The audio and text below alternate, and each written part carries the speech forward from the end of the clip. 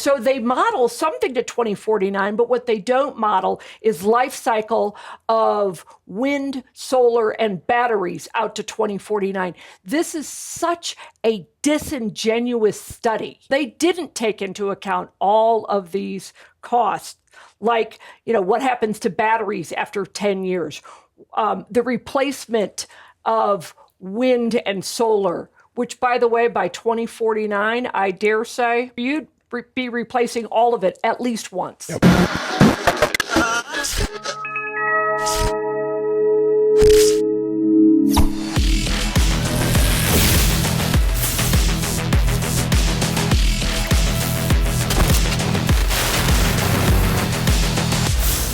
All right, ladies and gentlemen, welcome back to another episode of PowerGab, your go-to show for all things energy and environmental policy here in the state of Colorado.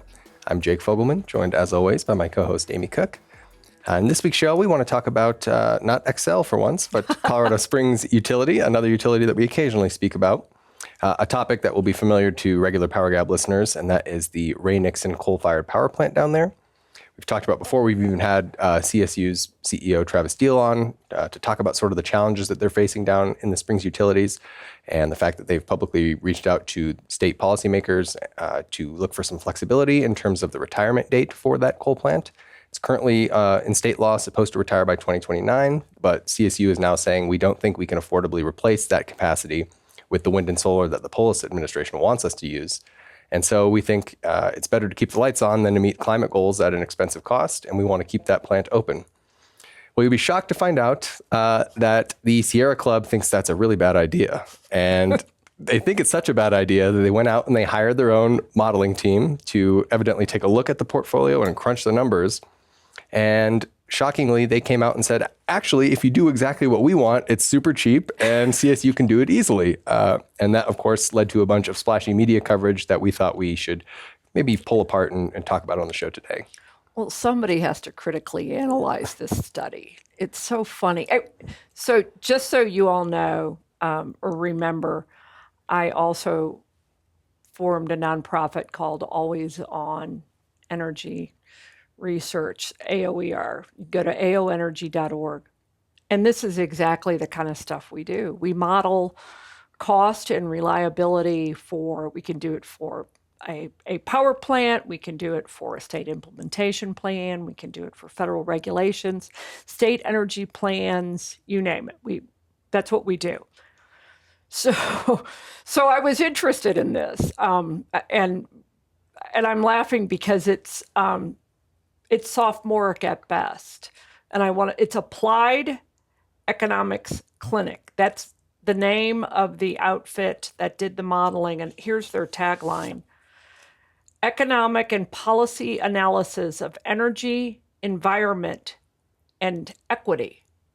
And I do believe I read something about environmental justice on their website. So as you know, with modeling, what happens is you just go wherever the data takes you. Or you can pre-cook the assumption and then make sure that your inputs will give you the outputs that you want. And that's my guess, the way this one happened. I do think one of the things we should do, and I call Travis Deal. I'd be curious to know what his take is on it. He'd probably think it was funny. Anyway, but to Jake's point, yes, the Sierra Club commissioned a study on Ray Nixon Power Plant, and it's with Applied Economics Clinic. That's the firm that did it. And, I have the study here, but by the way, there was not a link to the study in Michael Booth's reporting in the Colorado Sun, which you won't be surprised was a fawning report over this.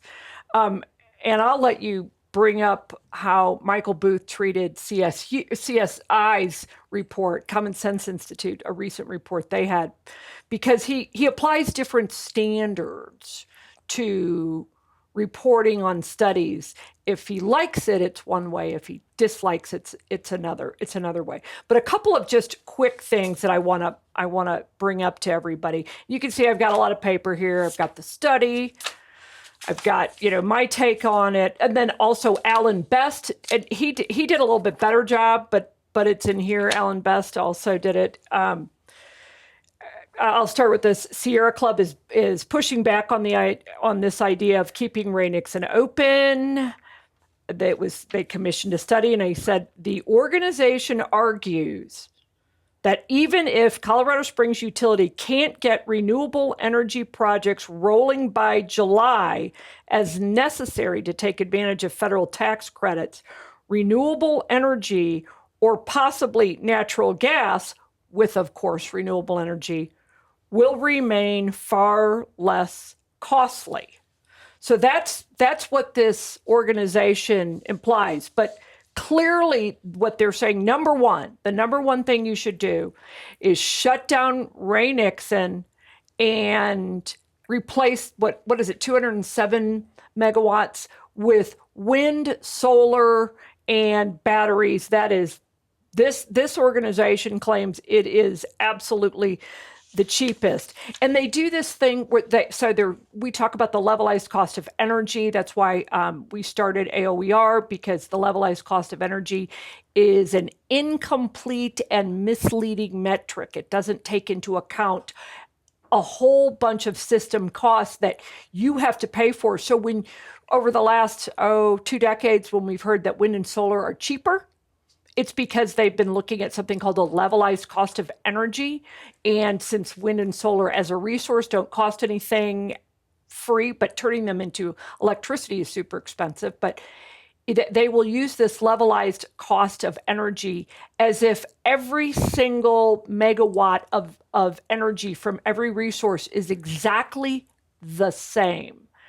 So that's why we started AOER, because we know that's not true, and we value reliability. And we also put in the total system cost. It won't surprise you when I say they completely ignored total system costs, and they treat Ray Nixon and this, I would call it, fantasy grid that they have as if it's a silo, as if there's nothing else but Ray Nixon and the power generation it needs, and going out to a handful of ratepayers who are Colorado Springs municipal utility customers. Problem with that is that it's completely incorrect, and so their assumptions are false. So whatever else they spit out is going to be incorrect or not quite accurate. And I would venture to say that in this case, it is that they had a preconceived outcome that they wanted. They cooked up the assumptions. They put the assumptions to make the outcome match their inputs. We've seen this so many times. But the one thing that bugs me the most about this is the lack of critical reporting by any reporter on these things. They don't bother to ask Travis Deal. They don't bother to ask anyone else, is this study, is this a credible study? And the answer is absolutely not. It is not a credible study. No one should take this seriously. They had an outcome they wanted, and they made sure that the inputs fit it. What they should have done is put in a total system cost, and then the accredited capacity factor that they were using comes from the Southwest Power Pool, which doesn't exactly reflect Colorado. I mean, you can use Southwest Power Pool, it's a marker, but you wouldn't use it for everything. Plus, I would say this too, as more wind and solar comes online, the penetration of wind and solar gets higher, right?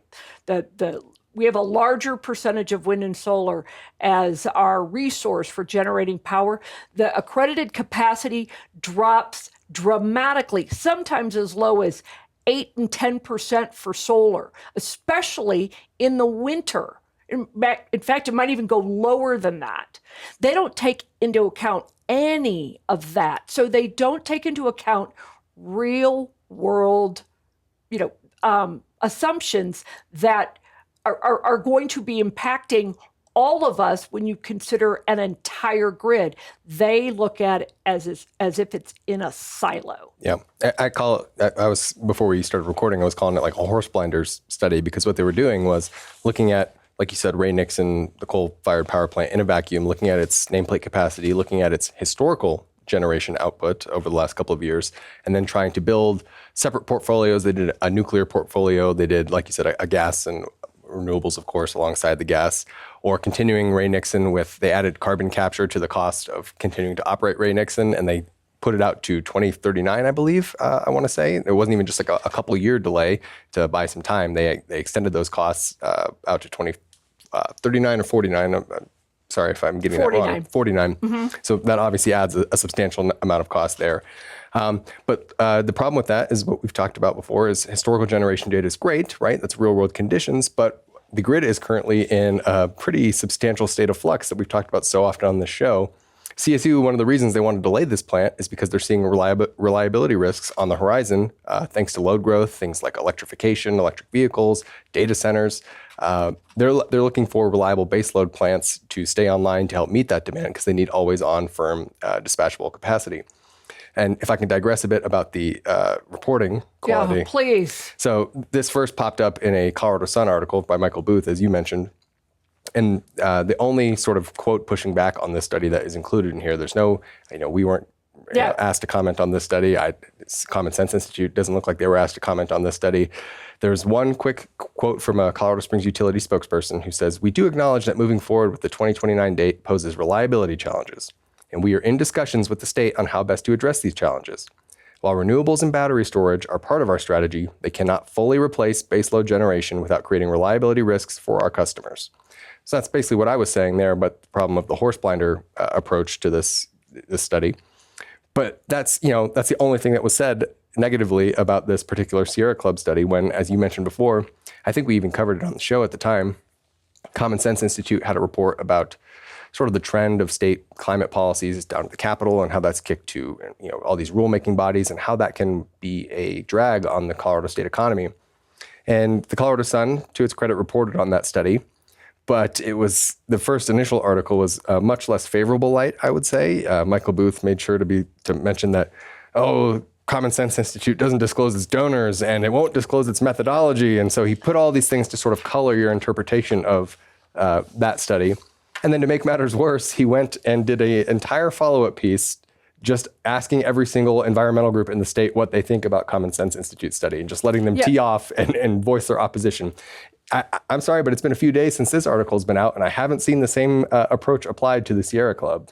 Well, exactly, and we won't. We're not going to see that as much as we'd like to. So that's why we're here, because we have to deconstruct it for you. So there are a couple of things I want to make a point that were not modeled. There was no curtailment or overbuilding modeled. Yeah. You have to include those costs on wind and solar because 207 megawatts of coal or 207 megawatts of natural gas, 207 megawatts of nuclear, far more reliable than 207 megawatts of wind and solar plus batteries. Now, admittedly, they do bump it up a little bit. They do acknowledge that you have to build more wind and solar. But what they don't do is they use an accredited capacity for wind and solar that are just way too optimistic and generous. You would probably need maybe double what they are actually accounting for in this study. So they don't model curtailment and overbuild. They also don't model the battery degradation. So they don't do that. So when your battery degrades, which it does over time, and they do quickly, there is no modeling of that. Although what they do is they model Ray Nixon all the way out to 2049. So they model something to 2049, but what they don't model is life cycle of wind, solar, and batteries out to 2049. This is such a disingenuous study, and yet no one critically, when they reported on it, they were not reviewing it critically. Because why? I actually think that in Colorado, and this is why Colorado is going to find themselves an island, I believe, and is rapidly sliding into this space of energy obscurity. Not only do it's an echo chamber, and they've siloed themselves from the rest of the Rocky Mountain region. But because of that, it doesn't even occur to them, I don't think, that somebody might disagree with this, or is there somebody who can analyze this critically and look and see what has been missed? Do I think there's some value in this study? Yeah, you should look at it. Everybody should look at it, because then you know what you'll realize. Oh, yeah, no, they didn't take into account all of these costs, like what happens to batteries after 10 years, the replacement of wind and solar, which, by the way, by 2049, I dare say, you'd be replacing all of it at least once. Yep. But none of that is taken into account. So that's why this study is, I'd call it, I'm going to say misleading. It's just incomplete. They take into account costs that will hurt coal, right, and fail to take into account costs that would make it the honest reporting of the real world cost of putting wind, solar, and batteries on a grid in Colorado, and how that would impact ratepayers. It just is incomplete and misleading. Yeah, that's the key point right there. Is always, all reports like this are interesting to a degree, but the devil is always in the details with those assumptions, and you can always see the intent of a report based on the assumptions they try to sort of sneak in there. And that point right there is just, I think, so telling about this study is all the cost-raising assumptions that were added to the fossil fuel scenarios and to the nuclear scenarios, and the ones that were omitted from the ones that, shocker, happened to align with Sierra Club's mission. So that's where the key is. And one other thing just to add about this is, yeah, the study's interesting, but you got to think about Colorado Springs Utilities probably knows best. It's just funny to see an outside group come to the Springs Utilities and say, "Don't you know that you don't know what's cheap and what?" Yeah, it's their job to keep the lights on.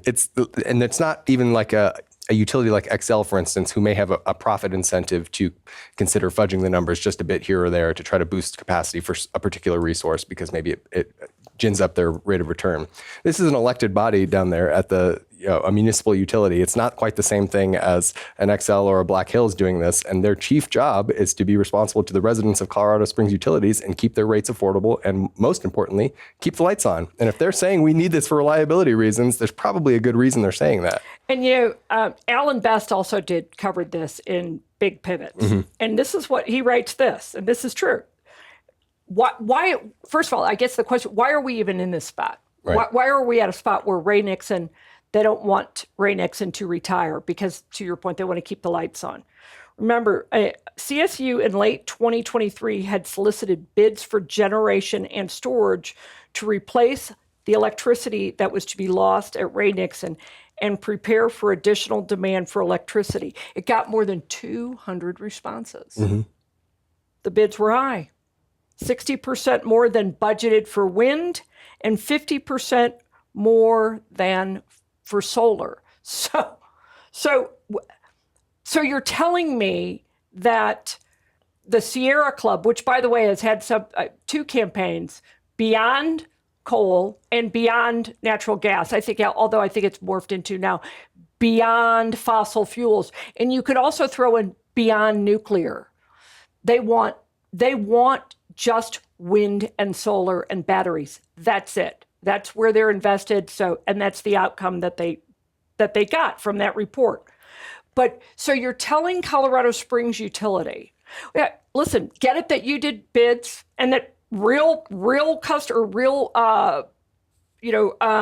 power producers actually sent in bids, and yeah, they were higher, but something must be wrong because solar and wind are cheaper. Even though you got bids. The other thing on that is actually this is their excuse. This is the kicker of the Big Pivots piece, so we could drop it in the show notes so people can see it. But one of the analysts that helped do the study says, well, yeah, quote, it may be that wind and solar prices in the RFP, the request for proposal that CSU sent out, were higher than CSU had thought they might be. But the question is, are they expecting to get lower prices after wind and solar tax credits expire? That doesn't seem very likely. So they're not even at that point. Okay, sure, yeah, wind and solar got a lot more expensive and you may be seeing real numbers, but you still should do it anyway because don't you know they might get more expensive in the future? It's just a silly argument in my opinion. Yeah, well, yes, it is silly on a whole number of levels. Forget the fact that they act like subsidies are free. That's also true. It doesn't change the fundamental economics of these projects. We say this all the time. Just because you have something that papers over a portion of the cost doesn't mean that those costs aren't real. And somebody's still paying for them. That's absolutely right. Still paying for them. And utilities, power utilities, electricity utilities, Xcel, Black Hills, Atmos, Colorado Springs Utility, co-ops, they're in the reliability business. Yep. Whereas the Sierra Club is not. Mm-hmm. And so the Sierra Club, their business is eliminating natural gas and coal. That's what they do. And they do it, and they've done it fairly well, especially in Colorado. But that's their business model so that they can raise more money. Colorado Springs Utility is in the business of keeping the lights on.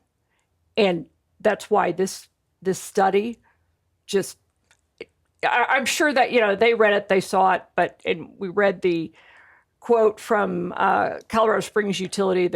I'd still like to hear what Travis Deal, he's so funny anyway. He should come on and tell us what he thinks. But this study, even though the media is trying to make it into something, and certainly something it's not, which is a credible study, I don't think this has any impact on Colorado Springs Utility. Yeah, no, I don't imagine that they're going to say, oh, sorry, what were we thinking looking at our reliability numbers? You guys crunched them. We must have missed something. Yeah, thanks, Sierra Club. Thanks for helping. I don't particularly anticipate that happening. But of course, the ultimate fate of what happens to Ray Nixon is still very much an open question, one that we will continue to follow and hopefully talk to folks like Travis Deal, like you mentioned, to try to get some more insight on, because it is one of the last remaining coal plants that are scheduled to retire. And evidently, the Springs Utilities says they don't think they can keep the lights on if that holds true. So, but as we're coming up on time here, Amy, do you have any takeaways for our listeners? Yes. Critically review studies. And if you find one that you're not sure about, send it to us. Yeah. You know what? We'll take a look at it. We can, that's what we do for a living. So we can take a look and see what's missing and what they've included and what they haven't included. It'll tell you a lot about where the study's going. So always critically review studies. And you know what that includes? That includes studies we do. Sure. You should critically review all of those, because if we've missed something, we need to know that. 2, keep Ray Nixon open. Reliability is going to become more and more of a precious commodity. As Colorado moves in a direction of less reliable and less affordable. So keep Ray Nixon going. And then 3, I'll say this to all of our listeners, especially if you're in Colorado Springs, although I feel like Colorado Springs is in good hands with Travis Deal, but no matter where you are in Colorado, firm your own grid, get a generator. Yep, it's all the red flags are being raised by utilities across the state. So take reliability into your own hands if you can. But that does it for us on another episode here of PowerGab. If folks like what they saw today, they can head over to PowerGab.org to check out our entire back catalog. We produce new episodes every single week. We're also available wherever you get your audio-only shows, whether that's Apple Podcast or Spotify. And if you'd like to reach out to us to suggest future show topics or guests you'd like to see us interview here on the show, you can send those our way at info@powergab.org. We always love hearing from you guys. But until next week, we'll see you.